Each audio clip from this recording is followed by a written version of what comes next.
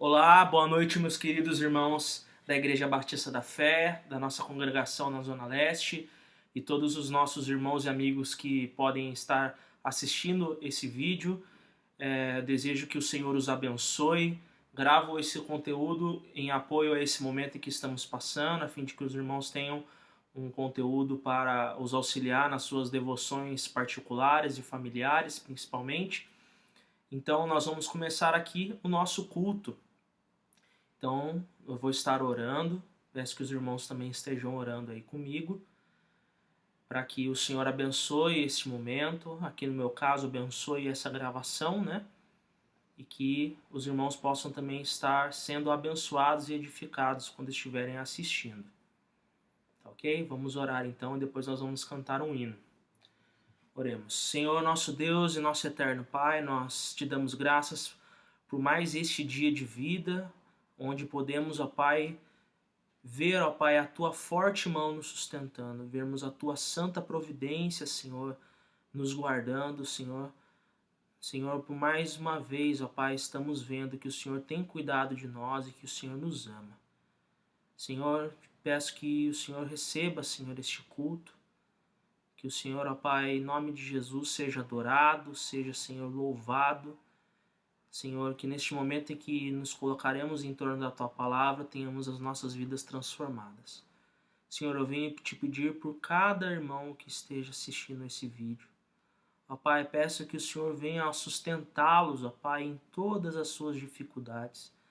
Senhor, eu não sei ao certo o que todos estão passando, não sei, Senhor, o quanto cada um tem sido, Senhor, atingido e afligido por essa situação sanitária e econômica que estamos vivendo, Senhor, na nossa nação, não só na nossa nação, mas no mundo todo. Pai, mas, Senhor, eu peço, Pai, a Ti que o Senhor os guarde, que o Senhor os livre de todo mal e que eles não venham, Senhor, a perder a fé e a esperança, Pai, em Ti. Pois o Senhor é o nosso Deus, que tudo vê e que tudo provê, Pai. Recebe esse louvor e essa nossa adoração, Senhor, e que o Senhor abençoe este momento, que o Senhor esteja falando aos nossos corações. Em nome de Jesus, amém. Embora a Páscoa tenha passado, né, neste domingo, nós vivemos celebrando a passagem, vivemos celebrando a nossa salvação, quando Deus, em Cristo Jesus, nos retirou das trevas e nos transportou para o reino do Filho do seu amor, em que nós temos paz, temos perdão, temos alegria, temos a misericórdia do Senhor sobre as nossas vidas. Então nós vamos cantar ainda sobre o sacrifício de Cristo, louvá-lo por isso, e também estaremos aprendendo em João 19 a respeito da morte de Cristo. Cantemos então o hino 168 do Voz de Melodia, Foi na Cruz.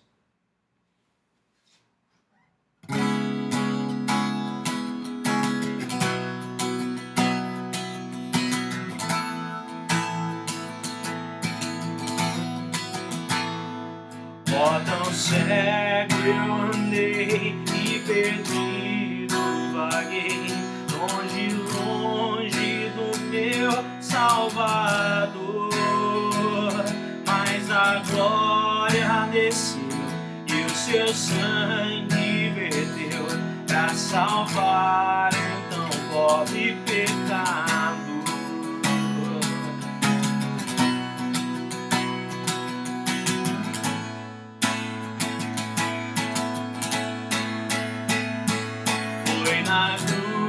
Foi na cruz, onde um dia eu vi meu pecado castigado em Jesus. Foi ali pela fé que os meus olhos abri, eu agora me alegro em sua luz.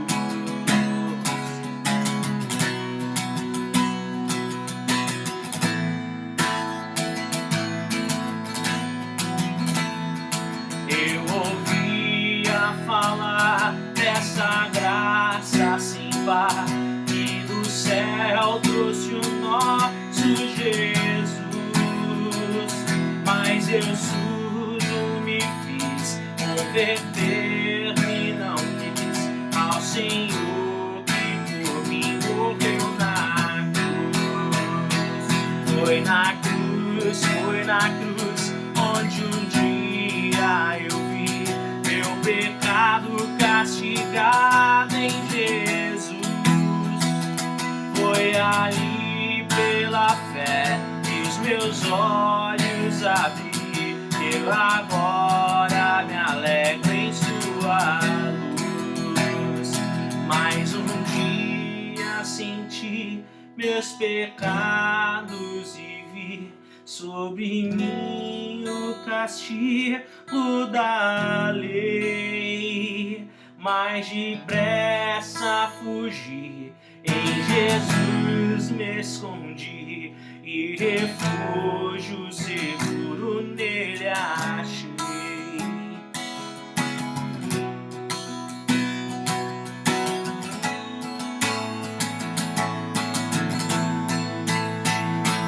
Foi na cruz, onde um dia eu vi meu pecado castigado em Jesus. Foi ali pela fé que os meus olhos abri. Eu agora me alegro em sua luz.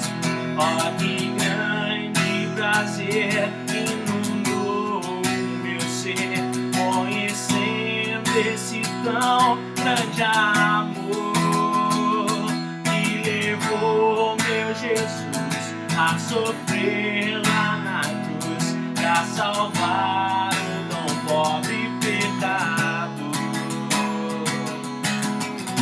Declare o mais alto que você puder aí na sua casa. Foi na cruz onde nós fomos salvos por Jesus. Foi na cruz, onde um dia eu vi meu pecado castigado em Jesus. Foi ali pela fé que os meus olhos abri. Eu agora me alegro em sua luz. Eu agora me alegro em sua luz. Eu agora me alegro em sua luz.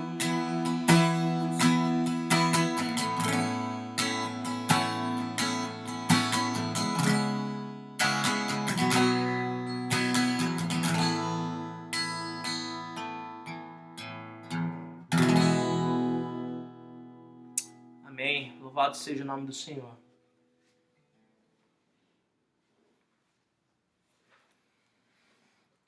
Vamos abrir nas nossas Bíblias, no livro de João. Vamos seguir com a nossa exposição. Capítulo 19. João, capítulo 19.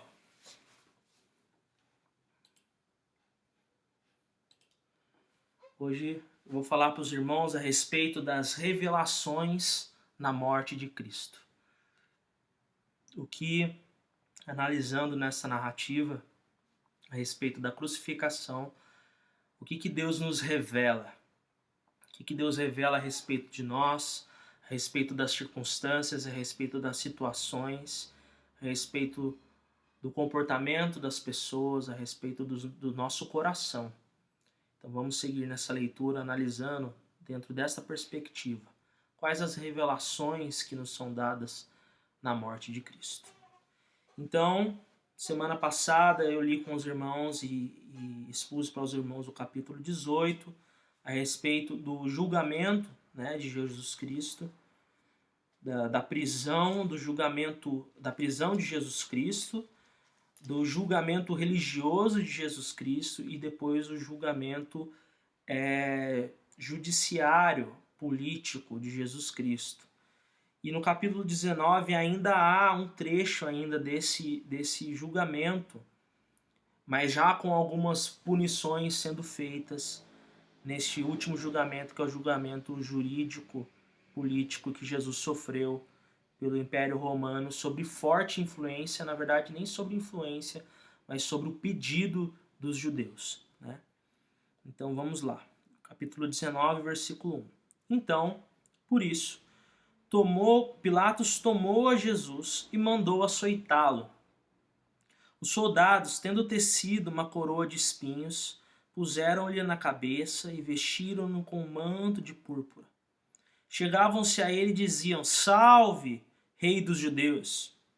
E davam-lhe bofetadas. Outra vez saiu Pilatos e lhes disse: Eis que eu vou apresento para que saibais que eu não acho crime algum. Saiu, pois, Jesus trazendo a coroa de espinhos e o manto de púrpura. Disse-lhes Pilatos: Eis o homem. Ao verem-no, os principais sacerdotes e seus guardas gritaram: Crucifica-o! Crucifica-o! Disse-lhes Pilatos: Tomai-o vós outros e crucificai-o, porque eu não acho nele crime algum. Responderam-lhes os judeus: Temos uma lei, e de conformidade com a lei, ele deve morrer, porque a si mesmo se fez filho de Deus. Pilatos, ouvindo tal declaração, ainda mais atemorizado ficou, e, tornando a entrar no pretório, perguntou a Jesus: De onde és tu? Mas Jesus não lhe respondeu, não lhe deu resposta. Então Pilatos o advertiu: Não me respondes? Não sabes que tenho autoridade para te soltar e autoridade para te crucificar? Respondeu Jesus: Nenhuma autoridade teria sobre mim se de cima não te fosse dada. Por isso, quem me entregou a ti, maior pecado tem. Então, nesse primeiro parágrafo dessa narrativa que nós iremos trabalhar no capítulo 19, nós vemos que Pilatos não estava nem um pouco confiante a respeito do julgamento, de executar a punição que os judeus estavam pedindo. Então Pilatos ele proporciona então primeiro essa sessão, esse açoite, a fim de tentar mostrar para os judeus que a fim de tentar aplacar a ira dos judeus, mostrar, olha aqui, já o puni, né? Já sofreu bastante. A essa altura aqui do campeonato, Jesus já tinha sido fortemente chicoteado, com chicotes muito, digamos, com uma letalidade muito grande, né?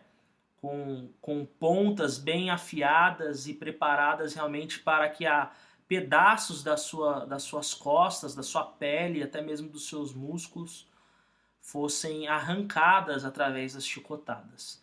Jesus sangra muito aqui. Jesus recebe uma coroa de espinhos na sua cabeça. Esses espinhos penetram o crânio de Cristo, com certeza, ao ponto de realmente machucar e sangrar muito. Alguns estudiosos dizem que esses espinhos podem até mesmo ter ultrapassado o crânio de Cristo. Outros estudiosos também dizem que esses espinhos podiam ter até 30 centímetros de comprimento.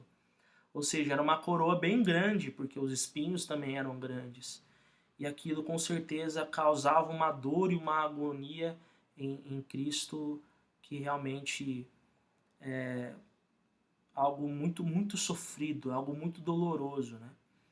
E eles ainda tiram sarro de Cristo, colocando nele essa túnica. Então imagina ele recebendo essa túnica no seu corpo todo dilacerado, todo chicoteado, e aquele tecido grudando nos seus machucados, né? Nos seus açoites, e recebendo bofetadas e recebendo... nos outros evangelhos nós sabemos que os soldados cuspiram em Jesus, bateram em Jesus. Ele realmente foi aqui torturado. A melhor palavra que seria essa. Ele foi torturado. Mas não torturado para que ele professasse alguma coisa, como acontece nas guerras, né? Onde as pessoas em situação de guerra, elas são torturadas a fim de que pela dor elas revelem a verdade. Jesus em nenhum momento negou ser o Messias.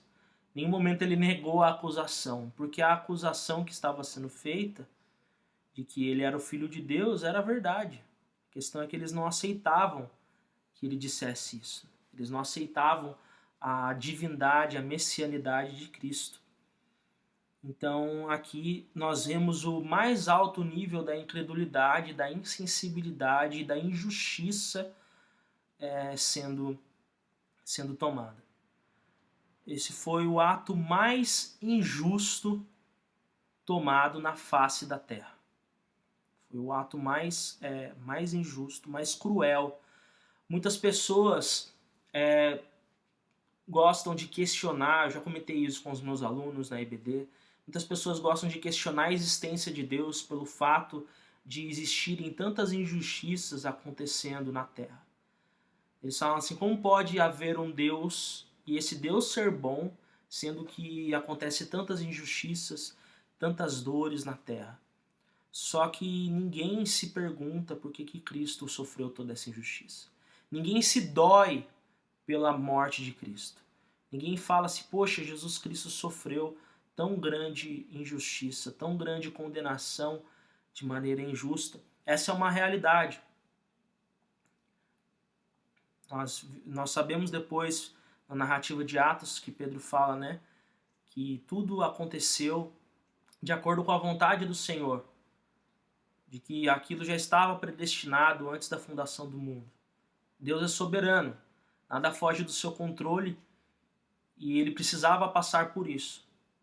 Mas todas essas pessoas envolvidas aqui foram responsáveis por todas as injustiças e todos os escárnios que cometeram. A começar pelo povo judeu, que era aquele que deveria estar recebendo a Cristo, aceitando-o como rei, exaltando e entronizando-o como rei, não só rei dos judeus, mas rei dos reis e senhor dos senhores. Mas eles agem desta maneira, agem tão injustamente com Cristo. E depois, Pilatos sempre se mostrando temeroso, sempre se mostrando cauteloso, não querendo executar ali todo a pena realmente de morte, mas eles insistem para Pilatos. Eles insistem, crucificam. Então Pilatos vai e adverte Jesus e fala para Jesus dar a resposta para ele, né? E no versículo 9 nós vemos, e tornando a entrar no pretório, perguntou a Jesus, de onde você é? De onde és tu? Mas Jesus não respondeu. Então Pilatos o advertiu, não me respondes? Não sabes que tenho autoridade para te soltar e autoridade para te crucificar? Aí Jesus é bem categórico aqui, né? Jesus mostra para ele. Aí ele mexeu num ponto muito sensível, né?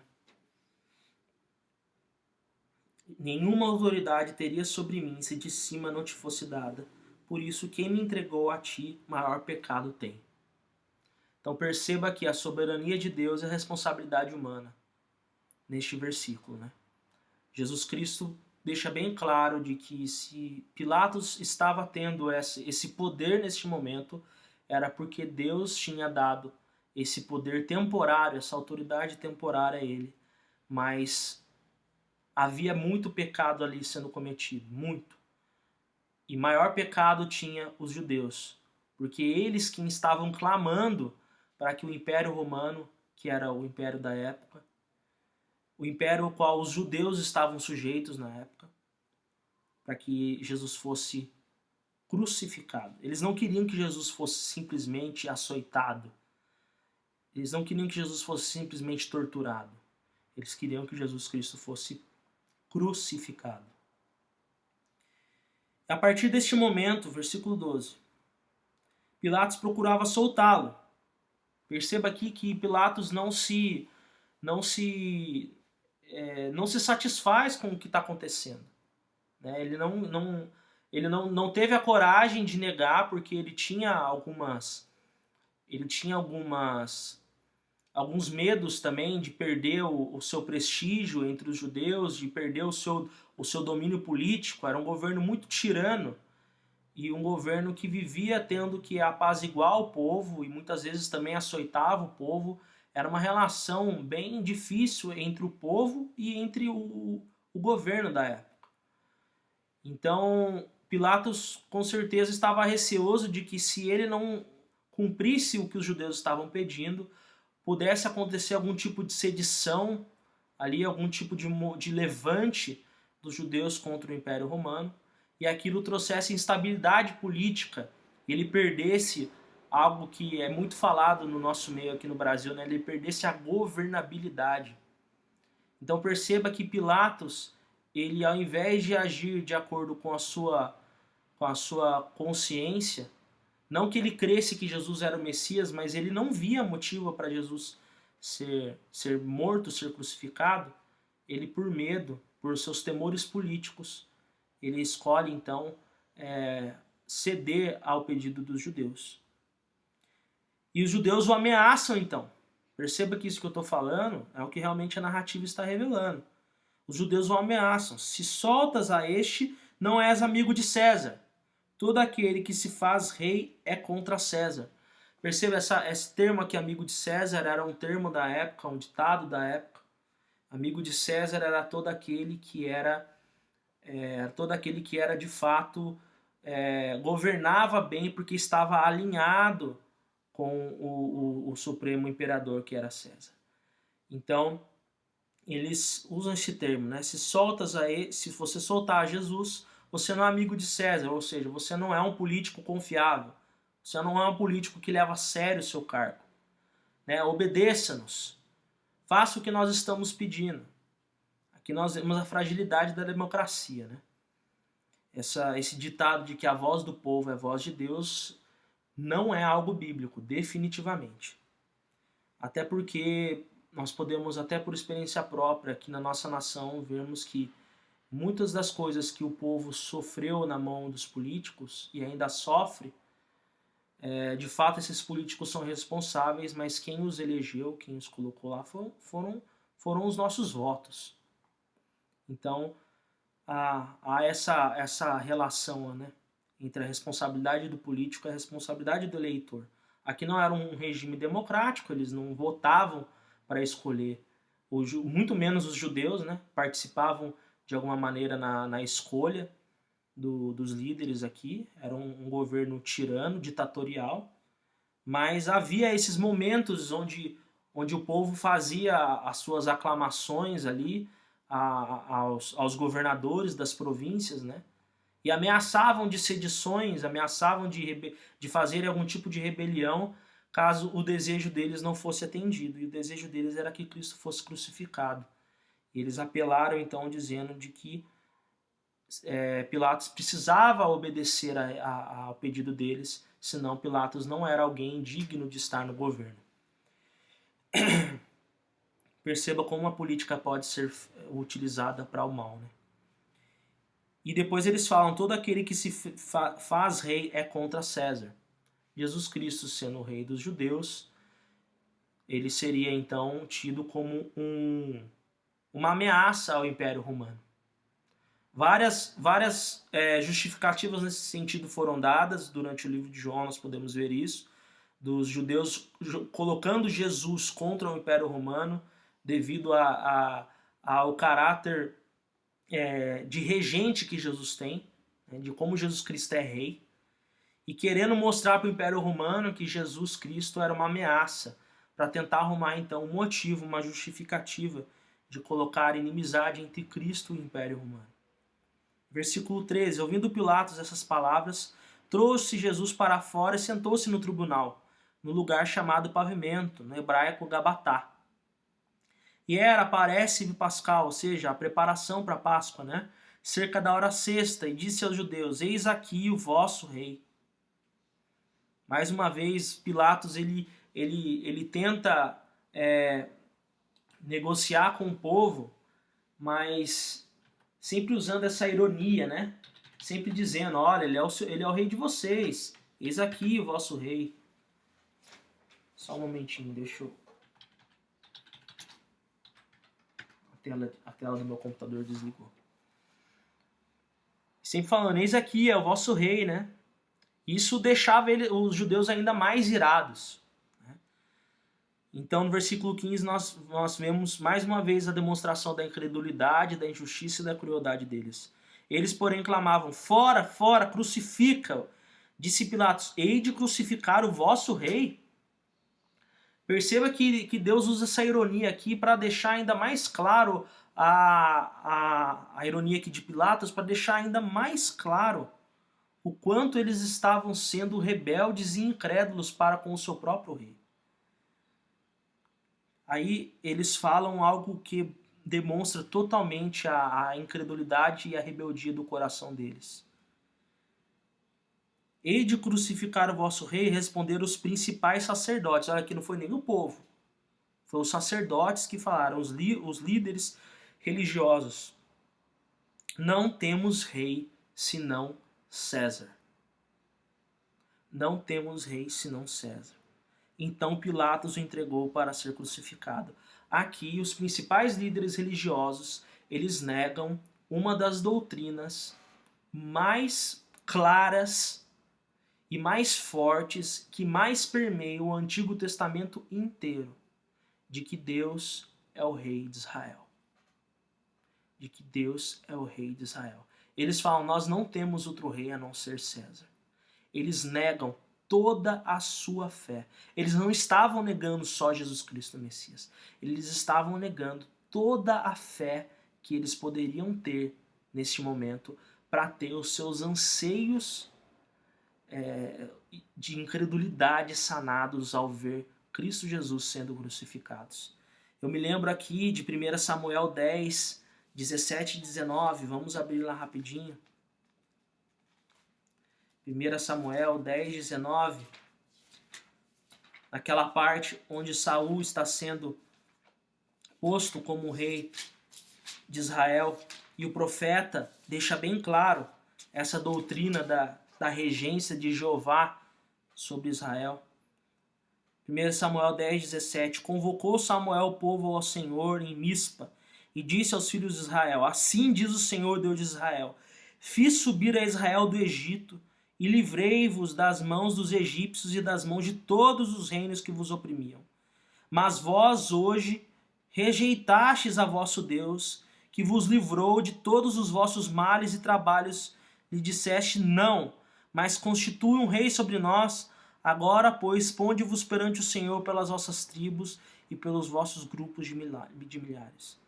Mesmo Deus tendo provado todo o seu amor e toda a sua fidelidade e aliança, tirando eles do Egito e livrando eles da opressão do Egito e levando eles à terra prometida, eles falam, não, constitui um rei sobre nós, rejeitando Jeová como rei. E aqui no Novo Testamento nós vemos o povo tomando o mesmo comportamento, mas agora ainda pior, porque agora há um senso pleno, há a revelação, há a própria encarnação do Verbo, do Messias encarnado na terra. E eles falam, nós não temos rei senão César. Então Pilatos o entregou para ser crucificado. Olha que ponto chega. Perceba que a nossa religiosidade, ela pode ser como uma casca de ovo, meus irmãos. Nós podemos estar inseridos numa religiosidade tão bem formatada e estruturada, mas ao mesmo tempo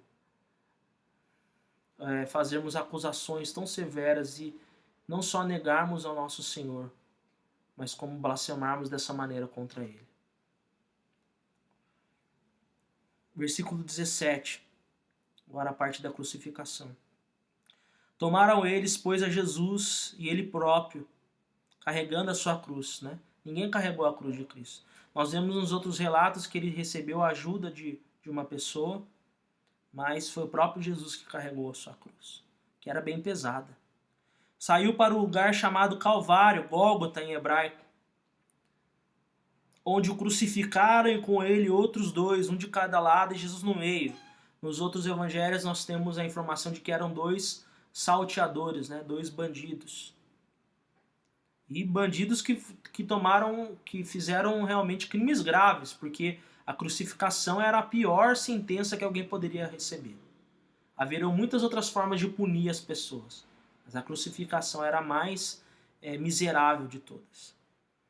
Pilatos escreveu também um título, mais uma vez, Pilatos sendo irônico e Deus usando essa característica de Pilatos para deixar bem claro na cara dos judeus o que eles estavam fazendo.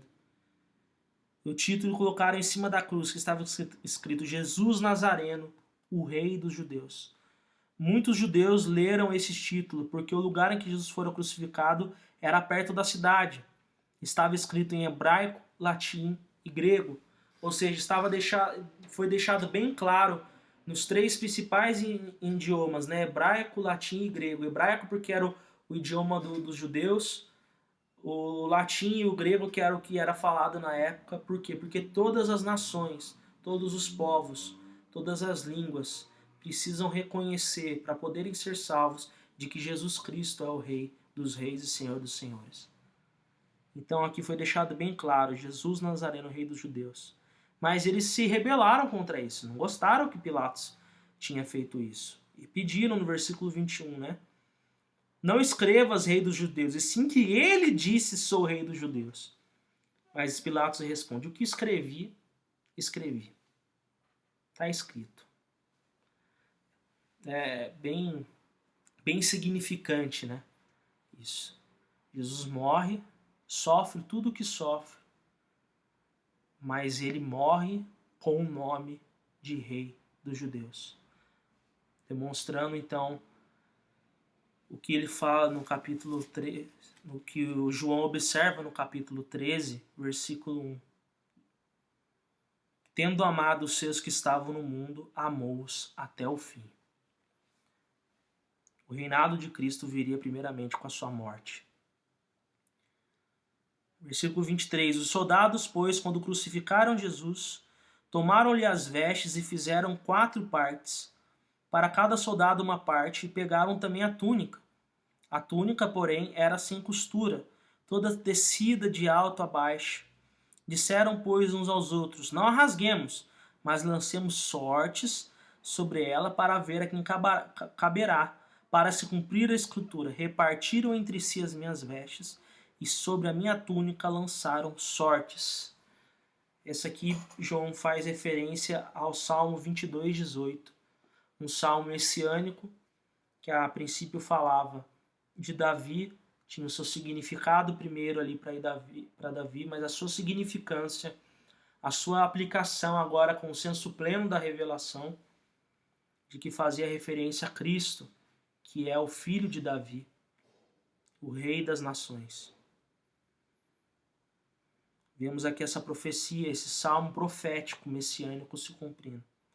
E junto à cruz estavam a mãe de Jesus, versículo 25. Estavam a mãe de Jesus e a irmã dela, e Maria, mulher de Clopas, e Maria Madalena. Vendo Jesus sua mãe e junto a ela o discípulo amado, disse, mulher, eis aí o teu filho. Depois disse a seu discípulo, eis aí a tua mãe. Dessa hora em diante, o discípulo a tomou para casa. Então João passa então a ser o cuidador de Maria, mãe de Jesus. E alguns estudiosos dizem que essa irmã de Maria aqui era então a mãe de João e de Tiago menor, né? E lá de Mateus 27, se não me engano, 27:56, onde fala a respeito das Marias, né? E essa irmã de Maria, então, se ela realmente for essa mulher, então nós podemos concluir aqui que João, ele é primo de Jesus Cristo. Então, se João é primo de Jesus Cristo, Maria, então, seria sua tia.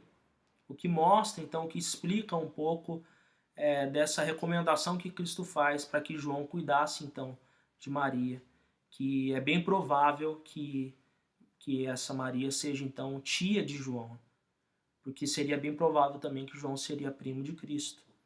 Então ele pede para João que tenha essa misericórdia de cuidar, então, da sua mãe. Porque Maria, perceba que Maria foi e seguiu o ministério de Cristo até o fim. E aos pés da cruz nós podemos ver, então, quem que está aqui. Onde estão os outros discípulos? Onde está Pedro? Onde está os outros discípulos, os outros líderes judeus que em João é mostrado que, de certa forma, criam em Jesus, mas tinham medo de se revelar como discípulos de Jesus? Mas aqui, aos pés da cruz, está Maria, mãe de Jesus, a sua irmã, Maria, mulher de Clopas, Maria Madalena, que tinha sido salva de demônios por Cristo. Jesus Cristo tinha exorcizado, então redimido Maria Madalena. E agora ele fala, eis aí a tua mãe, e pede então para João, que é o discípulo amado, né, cuidar então de Maria. São esses que estão aos pés da cruz de Cristo. Então no versículo 28, depois, vendo Jesus que tudo já estava consumado, para se cumprir a escritura, disse, tenho sede, fazendo referência de novo ao Salmo 22, mas precisamente o versículo 15. Estava ali um vaso cheio de vinagre, embeberam em vinagre uma esponja e fixando num caniço de sopo, lhe chegaram à boca. Esse caniço de sopo era o que? Era um galho com folhas de um arbusto, que inclusive é o mesmo material utilizado lá no relato no Egito da Páscoa, da primeira Páscoa, onde os líderes das casas precisavam passar o sangue do cordeiro nos batentes para que o anjo da morte não adentrasse na casa deles no virar da noite, e eles usavam exatamente esse caniço de sopo. Então esse mesmo material que foi usado lá em Êxodo na primeira Páscoa para espalhar o sangue do cordeiro sobre os batentes é o mesmo material aqui usado para dar de beber a Jesus Cristo. Então eu achei muito interessante essa referência. Quando, pois, Jesus tomou o vinagre, disse, está consumado, e inclinando a cabeça, rendeu o espírito. Mais uma vez aqui, João 13:1. Jesus, tendo amado os seus, amou até o fim. Então aqui Jesus Cristo morre e consuma. Esse está consumado aqui era um termo financeiro da época para dizer que uma dívida tinha sido paga por completo, sem deixar nenhuma pendência, nenhum débito pendente ainda. Então aqui Jesus declara que o seu plano de vir e morrer pelos nossos pecados tinha sido cumprido. Jesus Cristo consuma então o seu plano de amor e morre na cruz pelos nossos pecados. Por isso que Paulo fala que não há condenação sobre aqueles que estão em Cristo Jesus. Então, o versículo 31. Então os judeus, para que no sábado não ficassem os corpos na cruz, visto como era a preparação, pois era grande o dia daquele sábado, rogaram a Pilatos que se lhes quebrassem as pernas e fossem tirados. Ou seja, eles tinham pressa, eles não queriam que o corpo de Jesus passasse a Páscoa ali, né? Para dar trabalho para eles no sábado e no sábado de Páscoa. Os soldados foram e quebraram as pernas ao primeiro e ao outro que com ele tinham sido crucificados. Então eles seguem essa ordem. Primeiro eles quebram a perna dos dois bandidos que estavam crucificados ao lado de Cristo. Chegando-se, porém, a Jesus, como vissem que já estava morto, não lhe quebraram as pernas. Eles não quebram a perna de Cristo. Eles tinham esse costume de fazer essa quebra da perna para que a pessoa perdesse completamente o seu apoio e, se não tivesse morrido pela agonia e pela perda de sangue, morreria então asfixiado. Muitos morriam asfixiado sem mesmo ter sido quebrado as pernas, e foi o caso de Jesus Cristo, onde ele morre ali antes de precisar fazer esse processo, devido com certeza ao incomum sofrimento. A crucificação dele foi muito mais dolorosa e com certeza muito mais cruel. Foram muito mais cruéis com ele do que de costume, do que era costume ali entre eles. Isso mostra porque ele morre antes mesmo dos dois salteadores, né? Versículo 34. Mas um dos soldados lhe abriu o lado com uma lança, e logo saiu sangue e água. Então, aqui nessa parte, um soldado, só para garantir, ele transpassa Jesus com a lança, né? Enfia a lança do seu lado e jorra então sangue e água. e há alguns significados disso. Algumas pessoas dizem que é devido a essa lança ter atingido ali a membrana que envolve o coração, e essa membrana possui um líquido, e isso jorrou junto com o sangue, né? Outras pessoas dizem que aqui João talvez esteja tentando fazer algum tipo de conexão com aquilo que foi dito durante 3 vezes no Evangelho sobre Cristo ser a água viva. Então essa mistura do sangue com a água, simbolizar isso ou ter algum tipo de conexão com isso. Mas também há um significado partindo do Antigo Testamento de que o Cordeiro Pascal tinha que ser imolado e ter o seu sangue derramado. Com certeza Jesus sangrou muito, né, com os seus machucados, com os açoites que recebeu e também com os pregos, mas esse sangue que era derramado com esses açoites, ele era depois, ele secava esse sangue. Eu esqueci o termo agora para isso, mas o sangue, acontecia o ferimento, mas depois secava. Então ele tem agora o seu sangue realmente vertido através desse golpe de lança, dessa estocada que ele recebe na lateral do seu corpo. Então o seu sangue é vertido, assim como o Cordeiro Pascal precisava também ter o seu sangue derramado, né? A refeição do Cordeiro Pascal não poderia ser feita sem antes retirar todo o sangue do Cordeiro. E aqui Jesus então derrama o seu sangue, verte o seu sangue na cruz por mim e por você. Aquele que isto viu testificou, sendo verdadeiro o seu testemunho, e ele sabe que diz a verdade, para que também vós creiais. Aqui João falando que ele viu, que ele testificou aquilo e que aquilo é verdade. E muito parecido isso que ele fala com o que ele fala depois em 1 João 1,4. Ele usa essa mesma linguagem em 1 João 1,4.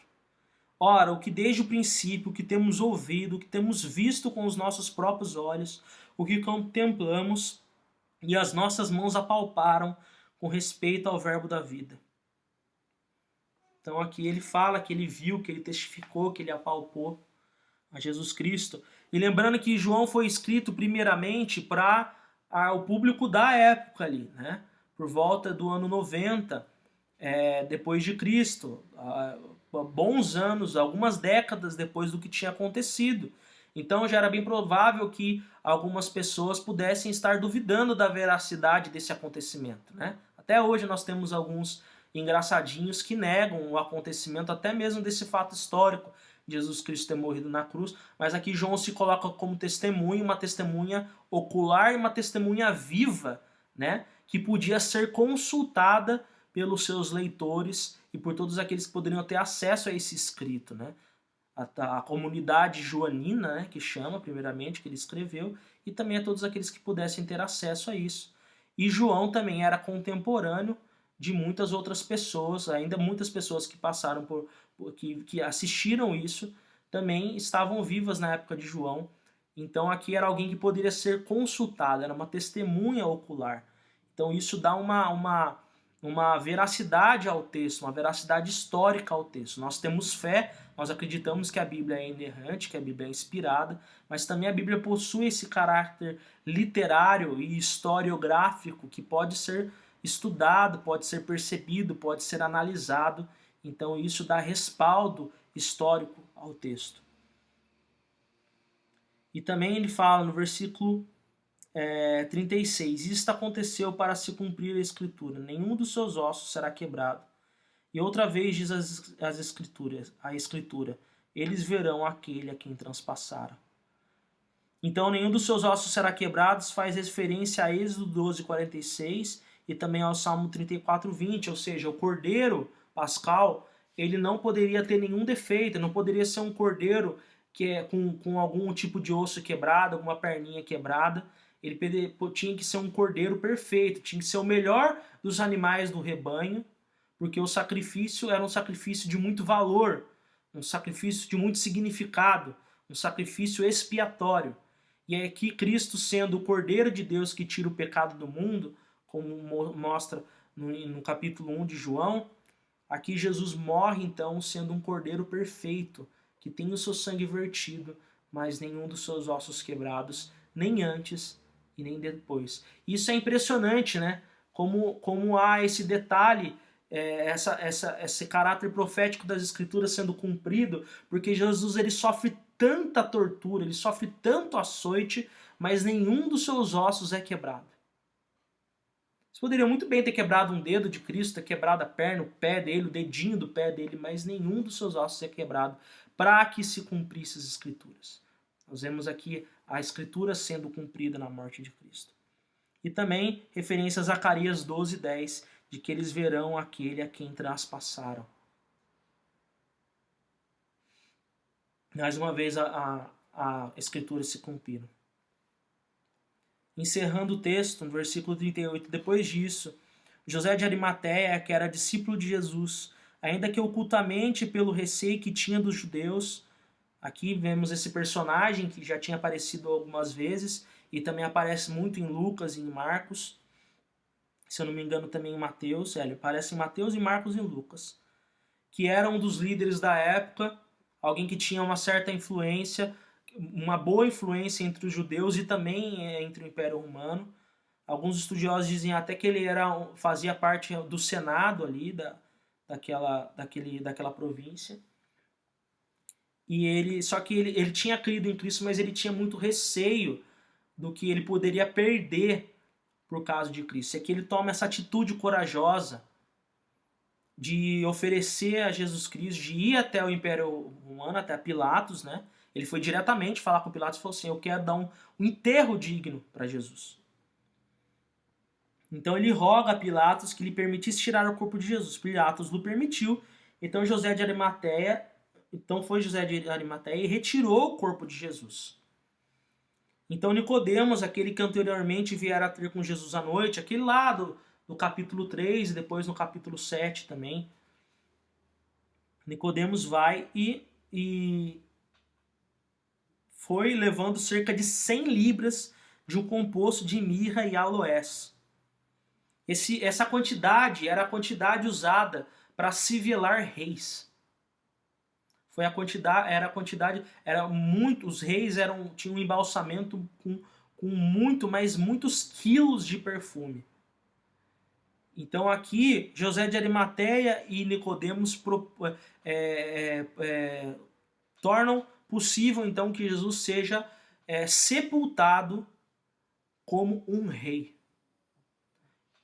Porque José de Arimateia dá o seu próprio túmulo, que era um túmulo caríssimo, um túmulo que depois pesquisadores pesquisaram na região e encontraram mais de 60 túmulos, que eram túmulos caros para famílias muito ricas e que eram túmulos que cabiam a família toda dentro e elas eram realmente... Tinha uma pedra grande que precisava ser rolada para fechar o túmulo.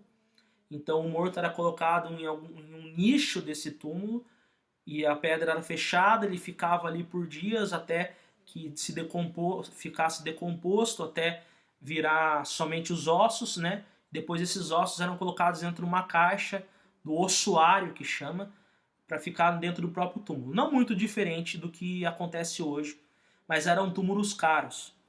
Então Nicodemos e José de Arimateia, judeus que proporcionam um sepultamento judaico para Jesus Cristo, de acordo com os costumes judaicos, e um sepultamento real para Jesus Cristo. Real no sentido de que ele foi sepultado como rei. Porque naquela época, os bandidos que morriam crucificados ou recebiam a sentença de morte pelo Império Romano eram jogados numa vala. Os romanos nem se preocupavam em sepultar os bandidos. E pessoas que tinham uma certa condição financeira naquela época, quando morriam e quando eram gentios, faziam parte do Império Romano e não eram judeus, eles eram cremados. O costume era ser cremados. Mas Jesus morre então como um judeu e é sepultado como um rei judaico.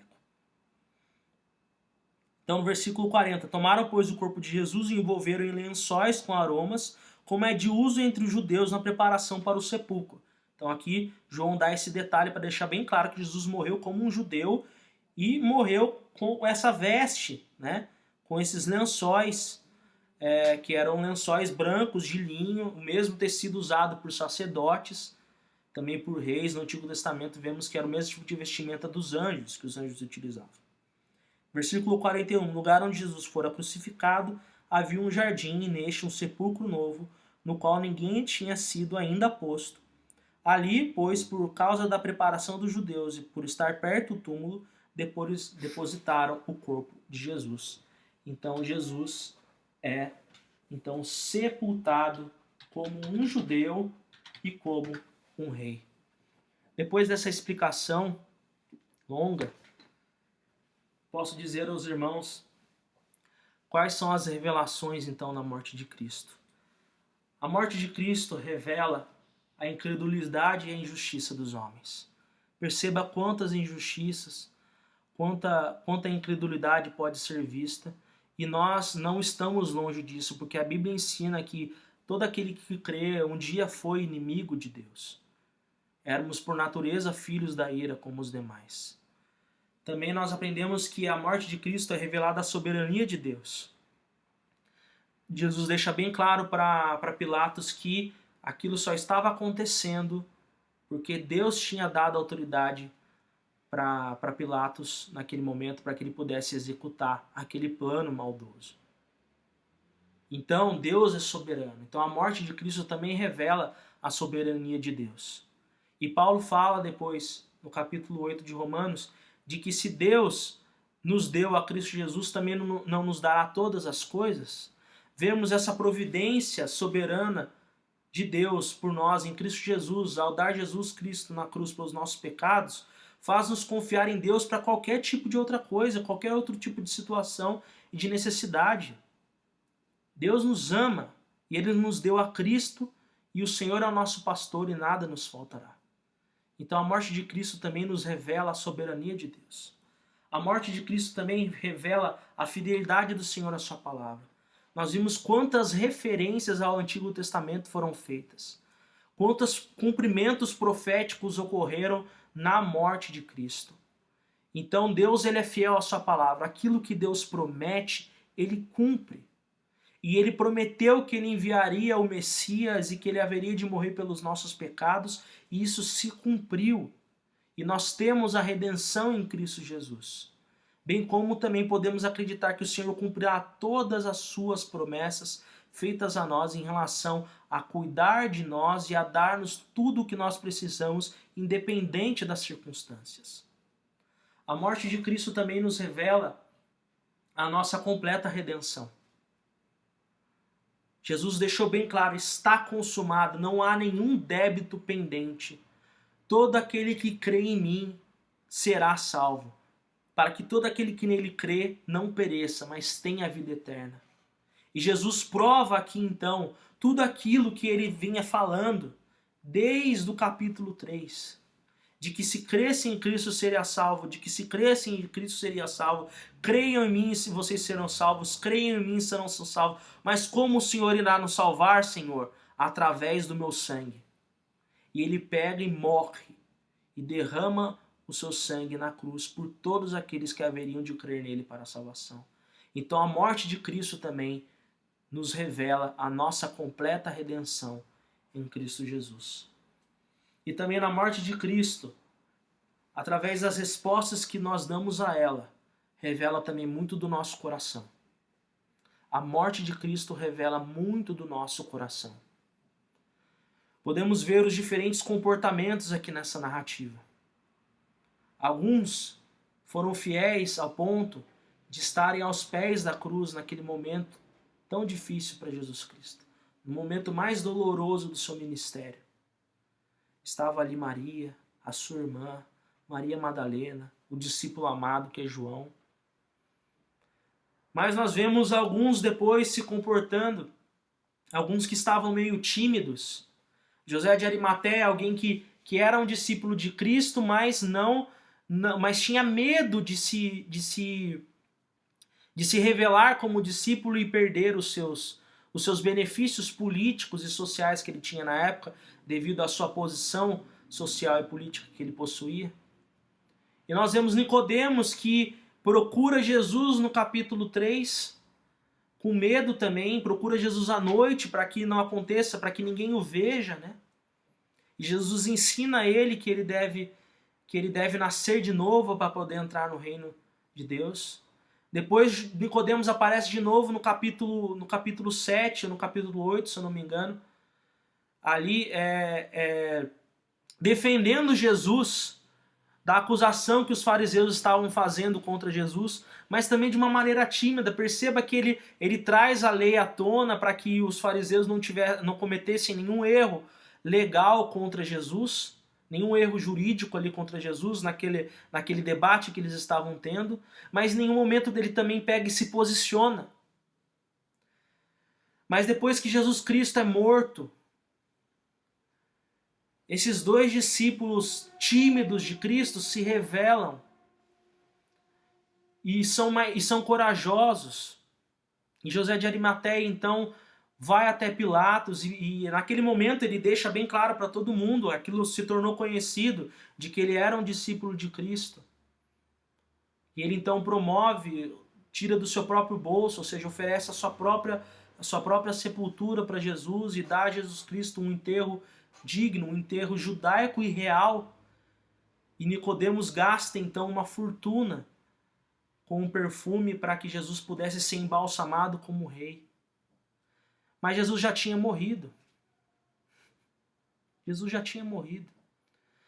E essas são as últimas informações que nós temos de José de Arimateia e de Nicodemos. E ao certo nós não sabemos o que eles foram depois. Se eles realmente foram pessoas salvas por Cristo e viveram a vida cristã e testemunharam do Senhor. Há controvérsias entre os historiadores a respeito desses dois discípulos tímidos de Jesus.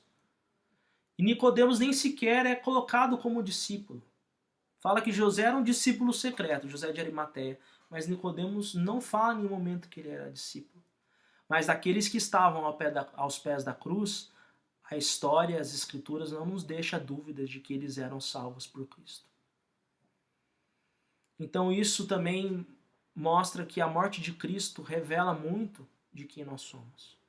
Então muitas pessoas sempre ali estão vivendo uma vida cristã meio que de contingência, meio secreto, mas na hora que precisar eu me apresento como um crente, na hora que eu precisar eu tomo coragem e me posiciono.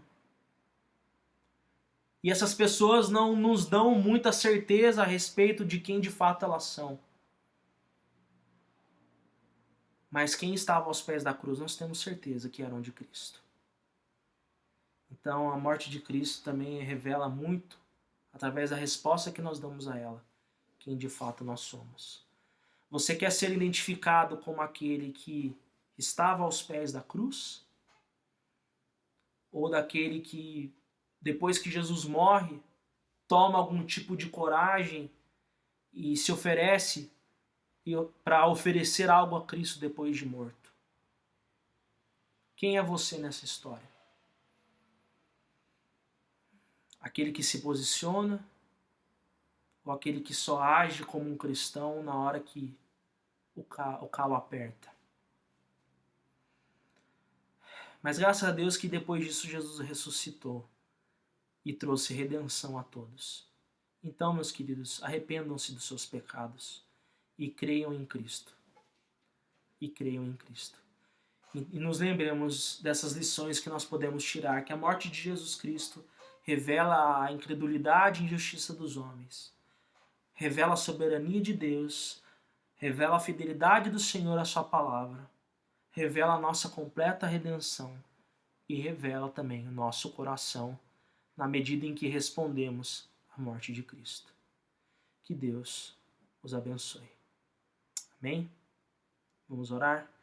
Senhor nosso Deus e nosso eterno Pai, te damos graças, ó Pai, pela grandeza da Tua Palavra, por ter nos revelado, Senhor, a Tua Palavra, ter nos revelado quem é Cristo e que podemos contar, ó Pai, com as bênçãos do Teu sacrifício naquela cruz sobre nós. Que nós possamos meditar em tudo aquilo que a Tua cruz nos revela, Senhor, e nos colocarmos aos pés da cruz, ó Pai, confiarmos em Ti, confiarmos no Teu Filho e respondermos, ó Pai, ao sacrifício do Teu Filho de maneira adequada, Senhor, vivendo uma vida que busca, Senhor, glorificar a Ti, Senhor, e mostrar, ó Pai, os efeitos da cruz sobre a nossa vida, Pai, na maneira como vivemos, como tratamos os nossos irmãos, tratamos o próximo, a nossa família, vivendo, Senhor, não para ninguém, mas vivendo para Ti e para a honra e glória do Seu santo nome. Pai, essa é a nossa oração. Em nome de Jesus. Amém. Que Deus abençoe.